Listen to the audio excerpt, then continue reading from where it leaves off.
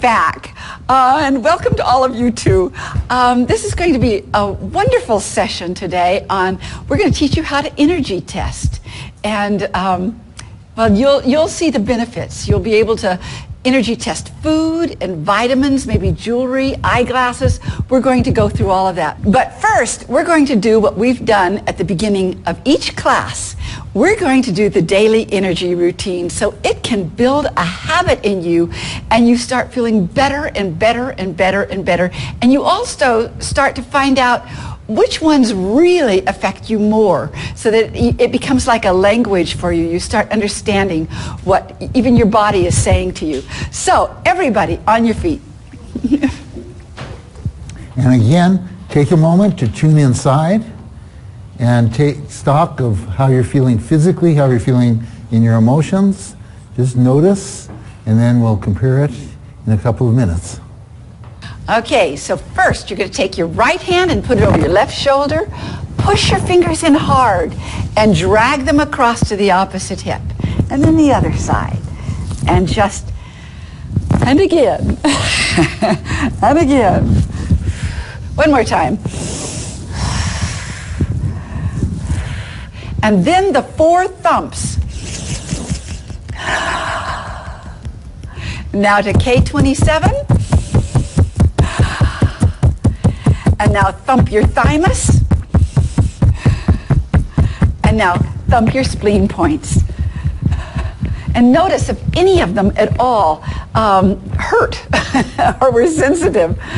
Okay, and now we're going to do a cross crawl. Hit the opposite knee or just cross your body over.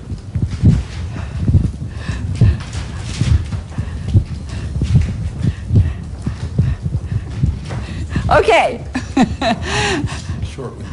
Okay, we're going to do a short Wayne Cook today. You know the longer one where you sit down, but we're going to do it this way. You're going to put your left hand out in front of you, turn it backwards. Take your right hand out in front, clasp your fingers and up underneath. And now take a deep breath in through your nose and out through your mouth. And if you want to cross your ankles, you can do that as well. Really stretch on the in-breath. Stretch up. One more time. Then release your hands and put your fingertips together and come down to your third eye and do the same breathing.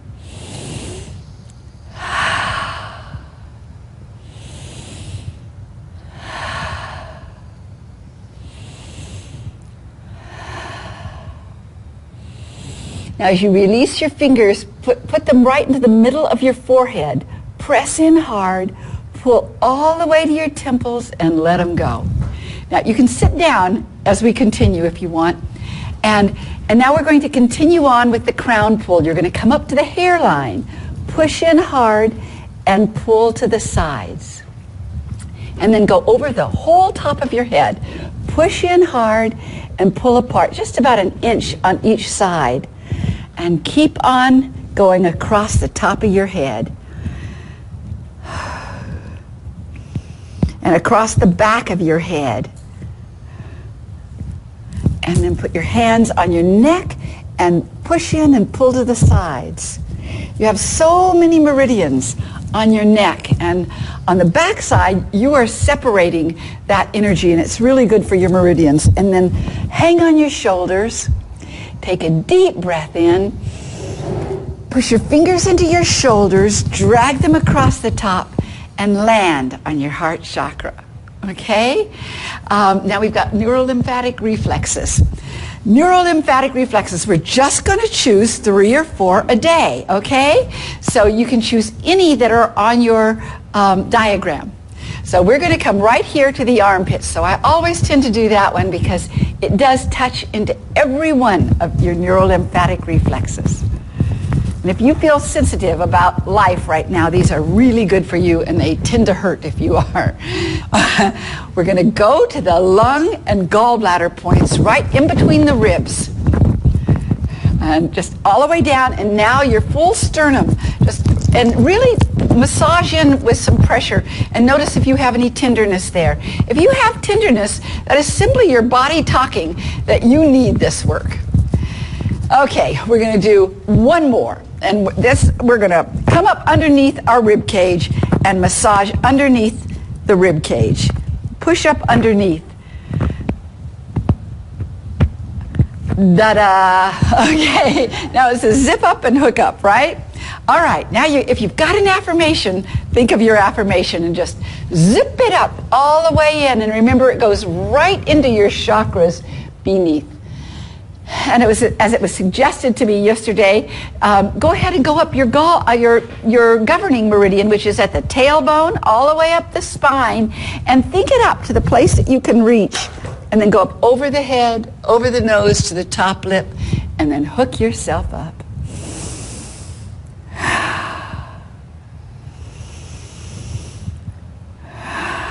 Now you are all set for learning. And literally, that helps you learn. Doing the daily energy routine really clears your mind, clears your energy so you can take in new information. So take a moment and tune in again and see if there's any changes from where you were a couple of minutes ago. Could feel something different. All right. Okay, good, good. All right. Anything you want to say, or we just know it was different? Oh, yeah. I feel more alive. All right. More alive, more alive. Yes, that is such a good thing to do at that 3 o'clock in the afternoon slump. It is so good. Yes, what was yours? Much more present. Much more present. Yeah, it's really good. And it will only get better for you the more you do it. Okay, so today we're going to learn about energy testing. And we're going to teach it in 2 ways. And first, as a sort of general indicator test, which means you can test almost anything.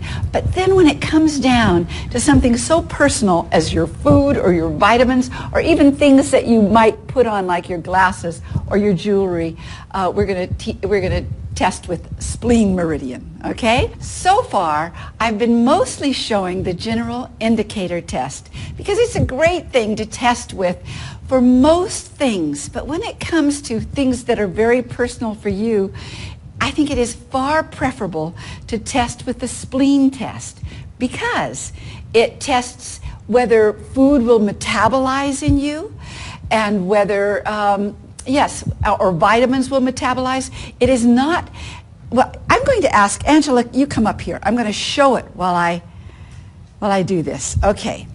Now, here is the general indicator test.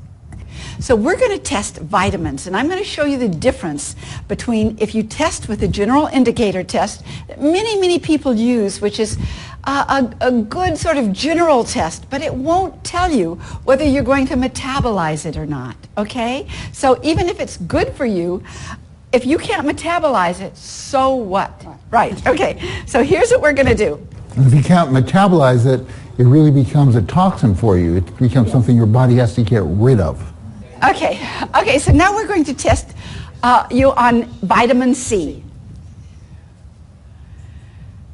All right, now I'm going to put that in your hand and you hold your arm real strong. Oh, that's very strong. I'm going to put 2 in your hand and see if that, still strong. Let's see. And 3 is too many. Too much. Okay, so her body says she needs 2. She needs 2. But turn this way, and I'm going to put 1 in your hand, and I'm going to test it against spleen. Hold. But she will not metabolize anything. Okay? You might need something. Your body might really crave it. But if you have a system that isn't breaking it down and metabolizing it, it's just another poison. So it's really important to get it. And probably for you, you had a digestive upset yesterday. And so vitamin C is an acid, and that's probably why. So even though her body wants vitamin C, she can't break it down. No good. Not right now. All right. And also, these are 1,000 milligrams. It might be that 500 milligrams would work better for you. I don't care if this and happens. it might be the time of day. Let's see. That's approximately 500. I emptied a capsule. Now let's see.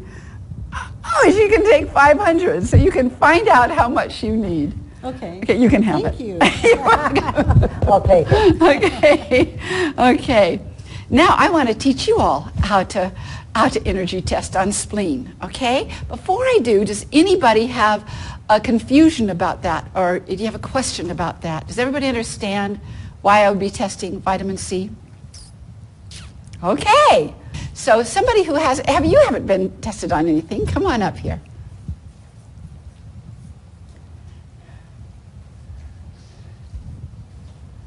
Okay, hi. Hello. And tell us your name. Rachel. Rachel. Okay, Rachel. We're going to learn how to test spleen meridian. Okay. So hold your arm straight down the side of your body like this, and you pull the arm in as I pull it out. Okay? So there's going to be three possibilities. One possibility is that it's going to stay strong like steel. Another is that it will be very weak and just move out easily. A third is that it will pull out a little bit and then bounce back. That also counts as strong. And there are several things to remember when you're doing an energy test on spleen meridian. Remember, each of the 14 meridians has its own energy test.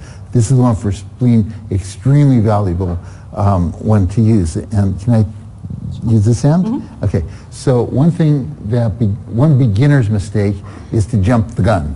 Okay. So you tell, like Donna asked her to keep her arm next to her body. So you give the person a signal that you're about to begin. Another is that you want to have your hand open. You don't want to pull around the arm or it blocks the energy. So you want to do that. And a third is that even though you can pull for a long time, what you really want to just do is pull for between 1 and 2 seconds. That's how fast you will know. So it's not like a long pull. It's like that is enough to know, like Donna was saying, that you know that the wall is strong. You don't have to push and push against it. You just kind of touch it and you know that it's strong. So and within that 1.5 seconds, you actually start off slow and increase the pressure so that you're not, again, jumping the gun. So those are all some of the basics that you want to remember. Another is that it's not a test of strength, okay? It's not like you're not gonna beat the person. It's a case where they're simply finding out how their arm stays, whether it's staying strong or whether it moves. Sometimes guys in particular really do treat it like a test of strength, and they'll put all their other muscles into it, and you'll see them squirming, and so you just stay calm, centered, and see and pull out. So those are another one is to make sure the elbow stays straight when the elbow bends. And the fingers are open. And the fingers are open. So now Donna's going to demonstrate it. Okay, one more time. Here we go. So you can put your arm straight down your body like that. You hold your arm tight, and I'm going to pull it out. You're fairly strong, but not as strong as we want you to be. Okay. So you're going to stay here while everybody else is going to test this too, and then we'll go through the things that you can do to strengthen yourself.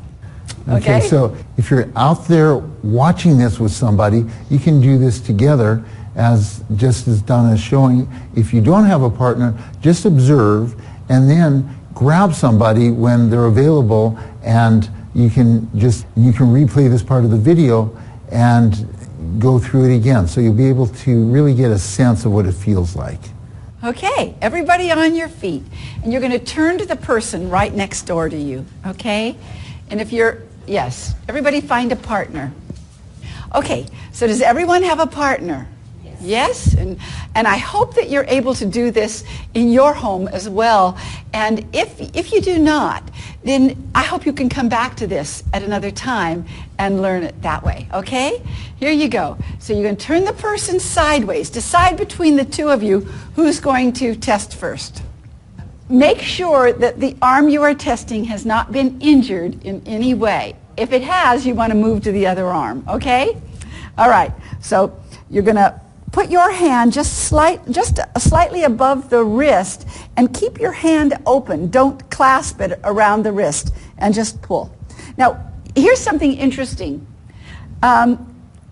when I was pulling her out, I noticed that her arm went forward a little bit. You know, it's like you just instinctually try to pull against somebody. But I'm not going to get an accurate test unless she keeps her arm completely straight. Okay? Okay, now hold. Okay, here we go. Hold. Boing. Okay. Why don't, before we correct them, do it with the other person. Switch partners. Okay, so now that you've tested your other partner, we're going to correct the weaknesses and see if we can get our bodies shifted into a stronger position in spleen meridian, okay? And because it's always good to strengthen spleen. So remembering from the last class how spleen sits opposite triple warmer on the meridian wheel. And so triple warmer, if you're stressed at all, triple warmer is taking energy from that meridian. So it always behooves all of us to get stronger and stronger on spleen, and your body will be able to metabolize better. It will be able to adapt to things that you wouldn't have imagined, and as your body gets stronger, allergies tend to go away. Okay, so all right, who is weak? Who is weak? All right, here's what we're going to do. We're all going to do this together. We're all going to do this together, even if you were strong. We're going to see what happens to your energy, okay? So the very first thing we're going to do is we're going to make a 3-finger notch and just tap on spleen. I'm going to have you tap right there, okay? It's just straight down from your nipple. And breathe and notice if it hurts or is tender at all. Okay, now retest and see if they're weak or if they're strong. And I will explain all of this afterwards. Hold your arm real strong. Ooh, you got stronger. You did. Okay, now what you were just tapping are spleen neurolymphatic reflexes, and it's the lymph system in spleen meridian. And who got strong here? You got strong, you got stronger. You got stronger, but not strong enough. Okay. And did anybody get weaker? Did anybody stay the same? And you guys were weak to begin with. You were strong and you got weak. Oh, you stayed the same. Okay. Stayed the same. Okay. Spleen points, these points, if there is not enough energy on spleen meridian to begin with, because triple warmer has been pulling it, then you've got to get some energy onto the spleen to begin with. So we're going to just assume that everybody here and everybody there has some stress in your life. If you have some stress in your life, we're gonna remove it, okay? You're gonna rub your hands together and shake it off. And put your hands sideways, your fingers sideways over your eyes. Now take a deep breath in through your nose, and as you let your breath out, drag your fingers to your temples. Now take one deep breath here. Now, another deep breath in as you take your fingers above your ears. Let your breath out as it goes down, and hang on your shoulders. Now take a deep breath in through your nose, and as you let your breath out, drag it across your shoulders and land on your heart chakra. Now test everybody. And what you just did, I will remind you, is you have calmed triple warmer down. So it gets the sense that you're safe. You're safe. There is no fight, flight, or freeze response that is needed in this body. You're safe, so it can release energy to other meridians. Okay? So let's see what happened to you. Oh, you were, well, let's see. Hold your arm real strong. All right. All right. All right. Is everybody tested? How's everybody? But you're much stronger, but you're not strong all the way? But you're much, but not all the way? Oh, all the way. Okay. All right. All the way. All right. Now, we're going to all do something together because it's good for you. After you've released from triple warmer, you want spleen to start getting stronger and stronger on its own, building a habit. Okay? So you're going to rub your hands together and shake them off. Now we're going to flush spleen meridian, okay? So you're going to start on the side of your rib cage, take a deep breath in and travel up to your armpits, go in front of your hip bones, down the inside of your legs and off the big toe. Now forward from the big toe, go up the inside of the legs, flare out, and then up the side of the rib cage and down to the bottom of the rib cage. And 2 more times. From the inside of the feet and legs and go up the side and down. And shake your hands off every now and then. And then travel up 1 more time. Da-da. Now what I can promise you is that everybody here would be like steel now if you wanted to test. I think everybody will be like steel. So go ahead and test that. Go ahead, yeah. And see that everybody's really strong. That. Because if you're not like steel, we want to do something about it. Okay. Hold. Oh, yeah. Okay. Just a reminder, we're using the words spleen and spleen meridian kind of interchangeably, but we're talking about the meridian, not the organ. We're testing the meridian, not testing the organ. However, the meridian travels through the organ and governs the organ. So there is... So it gives you information about the organ, but just have in your mind that you're testing the pathway that moves through the organ, that feeds that organ, that also feeds the... Yes, the pancreas. Yes, spleen and triple wormer govern things like blood sugar imbalances and diabetes and things like that. So that's a very brief introduction to energy testing. And I think you'll find energy testing a very valuable tool. It is something that you can certainly use for figuring out whether the food that you're ingesting is in harmony with your body and with what your body needs. You know, there's a diet that is part of our culture that people are always trying to figure out what's right for me, what is going to really feed me well, nourish me. And the truth is that no diet book can tell you that. The truth is that your energies are unique to you, and the foods that are going to really be great for you are unique to you. So having a technique like energy testing can do a great deal because, let's face it, the energies in your body are based in part on the energies of the food that you eat. So you want to really be nourishing your energies with food that is energetically aligned with your body. So the foods that are energetically aligned with your body are going to be simply better for you than foods that aren't. And this is a way to find that out. And it goes beyond food, it goes beyond vitamins. Anything that is close up to your body has an energy to it. Now, we always move into situations that are energetically off for us, and we're designed to bounce right back. But some things are up against us all the time, like shoes, for instance. I used to never go shoe shopping without dragging Donna along.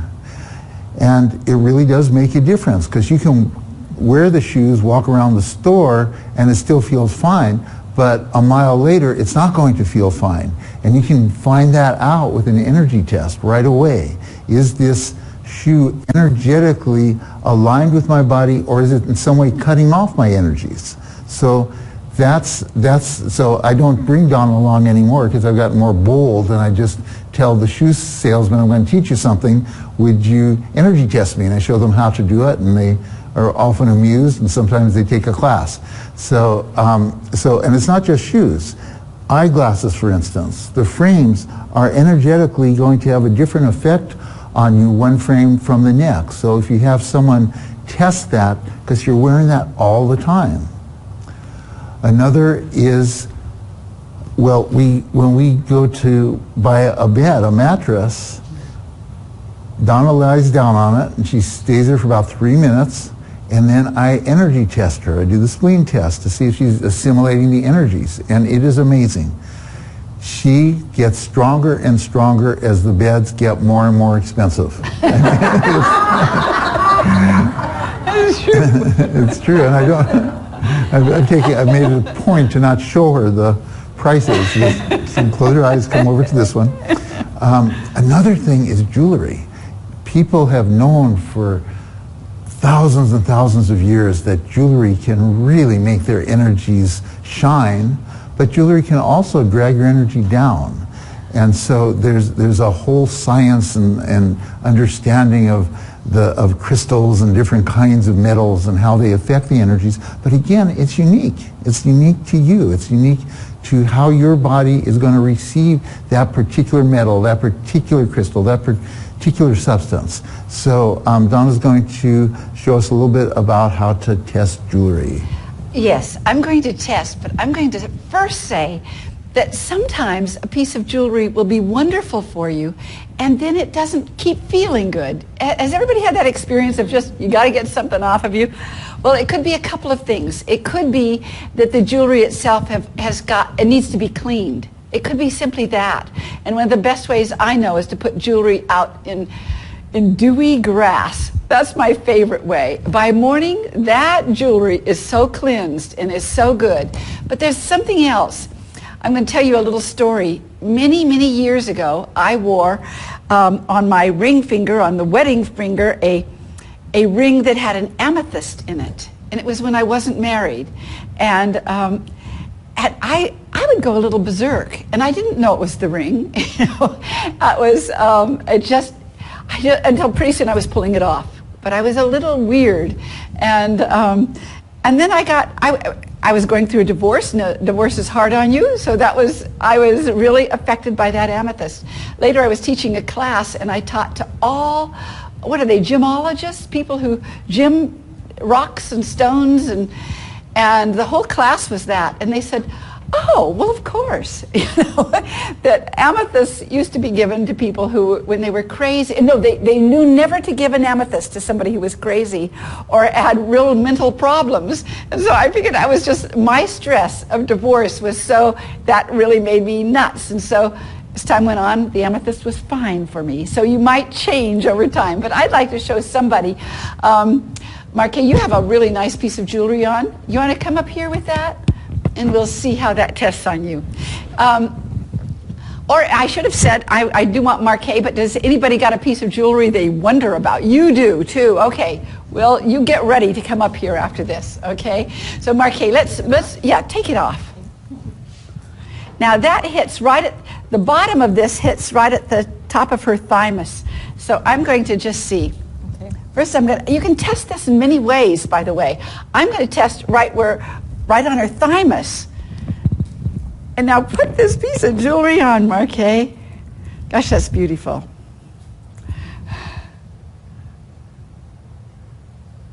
Is that a moon man, or what is that? I call it an angel. Oh, right, all right. Okay, a Buddha angel. So I'm just going to touch it and touch her. Oh, gosh, it's so good on her. And I think it's the pearls. It's the pearls. Oh, all right. Pearls are calming. But this is right. Oh, well, the pearls are there too. Okay. Thank you, Marquet. Okay. Somebody else was. Oh, wait, I just said. Oh, here you are. Come here. So you're wondering about that. It's very beautiful. Well, I got this at a chakra shop because I knew which one of my chakras was weak, and this was what they had recommended to strengthen it. Okay. I'm going to show you something interesting about it. Do I need to take off all other jewelry to control? No, you don't. Okay, hold your, now this is weak. I'm going to check your second chakra. It's weak. I'm going to test your third eye. You've got a little bit of that color in all of those three. Now put it on and we'll see what it does.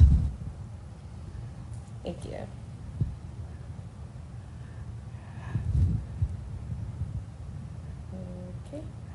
Okay, now we're going to test the same way that we tested Marquet, and it's very strong. It's very strong. It's very strong. They gave you the right one. They sold you the right one. Okay, thank you. Okay, how about, something occurs to me that you might find interesting. Say you want to test some food when you're in a restaurant, but don't know if the food's going to be good for you. Now, especially, this works really well if you know the restaurant food and sort of the vibration of the foods that they cook. But and Tanya does this a lot. But here's what you do. You you're going to test it against small intestine, okay? Especially once the food comes to you and you say, So just put your hand within about an inch of the food. Make sure it's in the auric field of the food. And then under the table, nobody knows you're doing this. You're going to pick up your leg like this. I'm bending my knee at about what kind of angle is that? A 45-degree angle. 45-degree angle. And I'm going to push down. If it flattens like that, it's not good for you. Okay? It's not good for you. If it stays really strong, that's going to be good food for you. Okay? So if it flattens, that means I have to eat it and we trade dinner. Okay. The reason why this works, first of all, this energy test is on small intestine meridian. And small intestine decides whether the food you eat is going to become you or not, or whether it's not so good for you. It's the decider. And so this tests small intestine, and that might seem strange that tests small intestine, but muscles all over your body are governed by different meridians. And these muscles on the top of your legs here are small intestine. The energy from the small intestine literally goes through this muscle. Okay, so that's the muscle you test. Okay, so you can test foods, you can test eyeglasses, you can test shoes, you can test mattresses, you can test anything that is really going to be part of your life. Now there's one thing we ask you not to test, and that is medication. And there are a variety of reasons why it would not be appropriate to use energy testing at the level that we're teaching it here for testing medication. One of them is very interesting, besides the fact that the decision to prescribe a medication is a very complex one that your doctor has figured out, is that you may, for instance, have a kidney problem, and the medication really helps with that. But it also causes some side effects. And the side effects are much less prominent and less important than the fact that you're getting help with your kidney. But the energy test is going to pick up the side effects. They're going to pick up the energy imbalance. And so it would be really not to your benefit to just not take the medication when it's going to really be helping you. What we do with energy medicine is we figure out what the side effects are, and then we work with those much the way you would work with an allergy, which is beyond what we're teaching right now. But basically, just to give an idea, is that you put the medication into the energy field, into your field, and you figure out which meridians lose their energy, and you strengthen those meridians. So it trains the body to be able to tolerate the medication. But that's way beyond where we are now. And also medications, many medications, there's very adverse effects to just cut them out. So please do not use this with medications. Now, very sophisticated energy testers can do it with medications. In fact, in Ashland, Oregon, where we lived for so long, there were many doctors that would consult with Donna when there was a tough call regarding medication.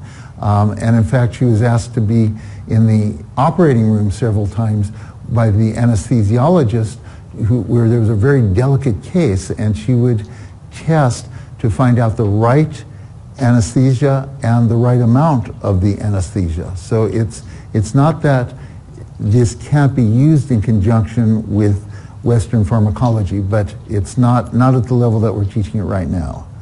Okay, so the other thing I wanted to talk about is, well, how accurate is this? How reliable is this? Can we really trust energy testing? And the truth is, it is a technique that's got a scientific basis having to do with the way that the energies move through the muscle that you're testing, and it's also got an art part to it, and you get better as you practice it. The art part is because there are many things that can influence an energy test. So your mind can influence an energy test. You may really be testing a food that you really want. You're drooling over this food. Your energy is going to go, yay, yay. And it may not, like Donna has never, in our almost 40 years, she's never tested weak on a Dairy Queen. Never, okay? So maybe that's always good for her, but it's kind of suspect. So there's, the research is very interesting, is that there are studies that really confirm the reliability of energy tests, and there are studies that say, no, it's not reliable. Where they'll, for instance, take 3 practitioners, have them test the same person, they get different results. Whereas other tests, one of my favorites is that they didn't even use humans pressing down. They used a mechanical device, a machine, to press down, and they found that when the person said something they believed to be true that would keep their energy strong, it took a lot more pressure to move the arm than if they said something that they believed was not true. So let me just demonstrate that real quickly, how that works. Would somebody come up here? Is anybody? Jill, come up. Okay. So I'm going to test you for a baseline. Okay, press up. Okay. Now, say my name is Jill. My name is Jill. My name is Susan. My name is Tabitha. Okay. Okay.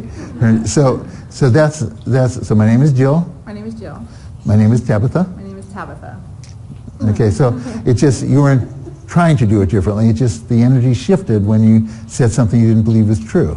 Okay, so thank you. So, and what was interesting is that would have happened if it had a human tester or if it had a mechanical tester, is what one of the really interesting studies showed. So when there's a contradiction in studies, you have to look deeper. And when you look deeper, what you find is that there are so many variables in an energy test that part of what we do is we really try to teach people to accommodate for those variables. And one of the ways to do it is to get your mind out of the way. These are ways to improve the accuracy of an energy test so that you are really in a beginner's mind space, that you're really in a curiosity, what is going to happen here, rather than you hope for a particular outcome, or you know what's going to happen. So beginner's mind is an important way. Another thing to make an energy test more accurate is there has to be a good attunement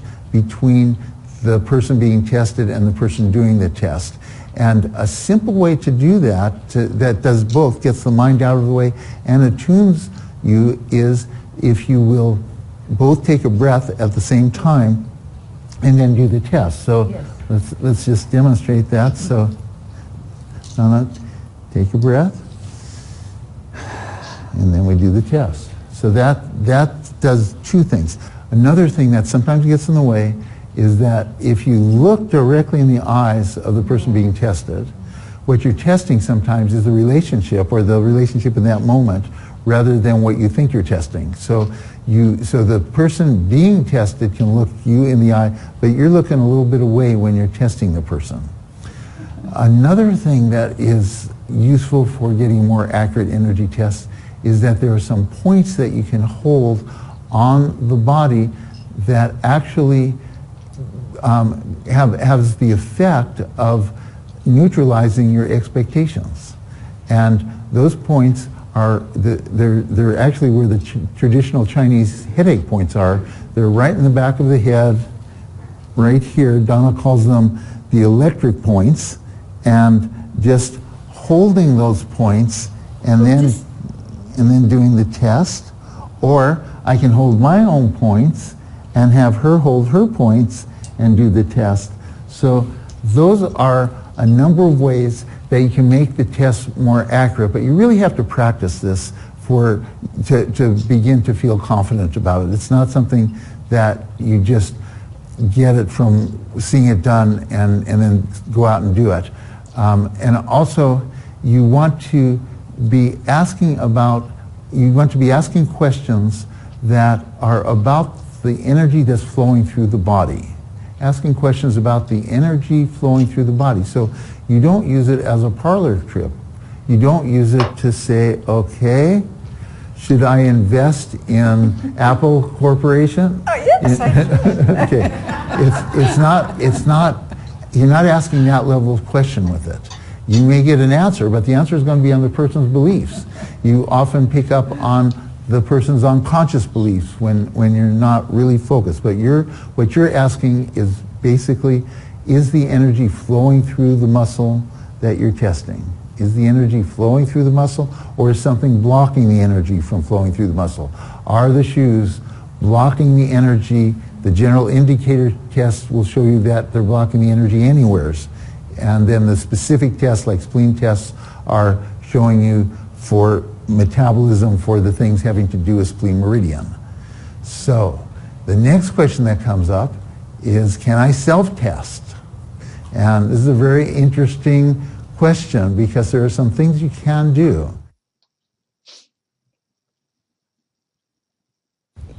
For everybody back home, I've demonstrated already how to energy test vitamins and how much you might need to just repeat so that it really goes in.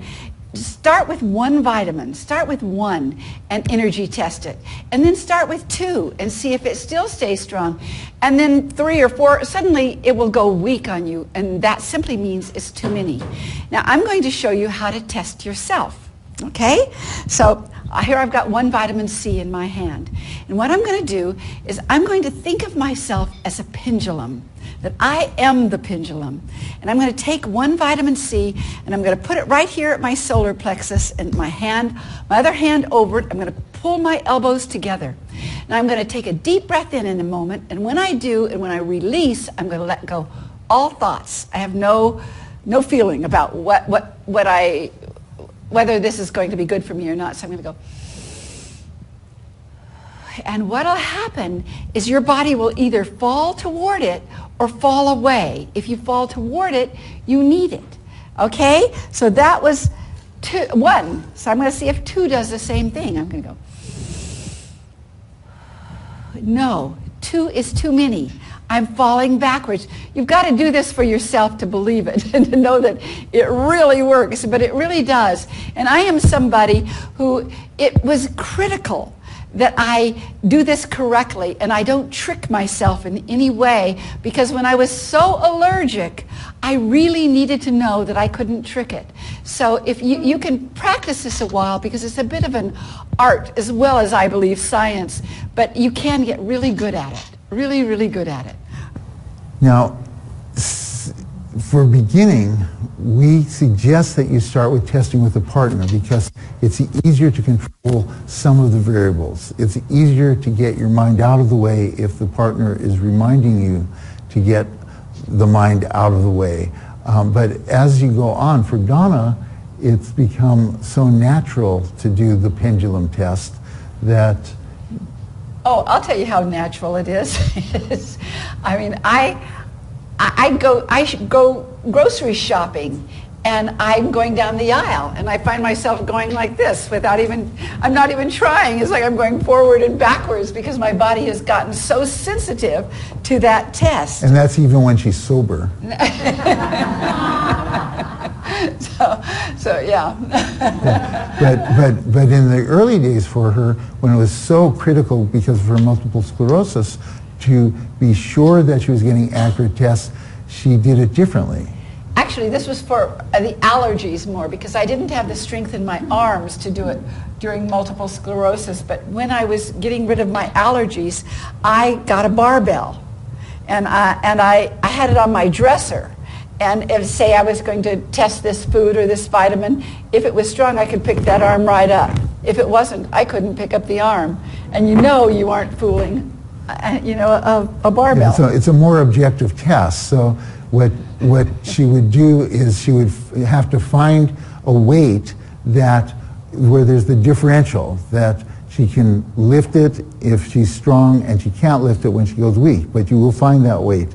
And she used to go to barbell stores and kind of try and figure it out, but there's a new technological innovation called the gallon water jug. So you can just fill up the amount that gives you the right weight so that you can have that differential. So that's a really good way to begin to learn energy self-testing. Okay. Okay. Well, I would like us all, because it looks to me like all you out here in my audience and maybe you at home also could use this. I'm going to, maybe I'll take one person up. Who I have a Tanya, come here. Yes.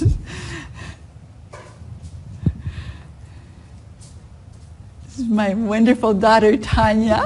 And I'm going to, come here, Tanya. Okay, so what I'm going to do is I'm going to test her diaphragm, okay? And hold your arm real strong, Tanya. Now I'm just going to go up like that. And I didn't hurt you though, but you can see the diaphragm, I mean, you've been sitting around much of this day, and the diaphragm is meant to open and close like a bellows.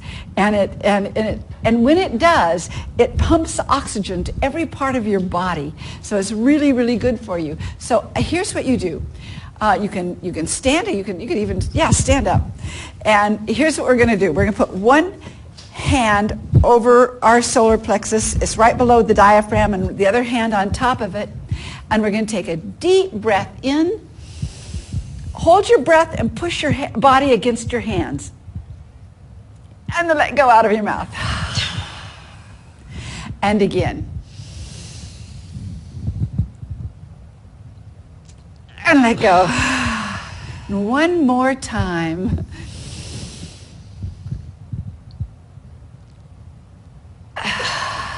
Now before you finish, put your hands on your waist and just pull it forward a few times. That gets your belt flow. Thank you. And I'm going to test Tanya. I'm going to go whoop, whoop, and see. Yes, that's really good. And I'm going to tell you why that's good. It's good to do that every day because every time you open the diaphragm, it really affects all of the valves and things in your body. And so I wish I'd have shown somebody, is there anybody here who didn't do that exercise? I'll show you real fast. Anybody not? Everybody did it, eh? I didn't do it. Oh, come here, Dondi. This is my other daughter. Okay, Dondi. Okay, all right. So, Dondi, I'm going to check. Let's see. Okay, you're strong on it. It's really painful. Well, okay, I'm going to show something a little different that the diaphragm breath would do, but since you're strong on that, hold your hand right there. She's putting it right on the ileocecal valve, and you hold. Good. Not good, but I had to be able to show this. And this is the Houston valve. Okay, now I'm going to show another thing. I'm just going to test up in here. And I'm going to test here. Okay. Now, everybody you can do it in your seats. Put your hands over the ileocecal valve and the Houston valve, and your palms just resting on your hip bones, and that's where it is. Now take a deep breath in and push your fingers deep in and pull up. Drop it.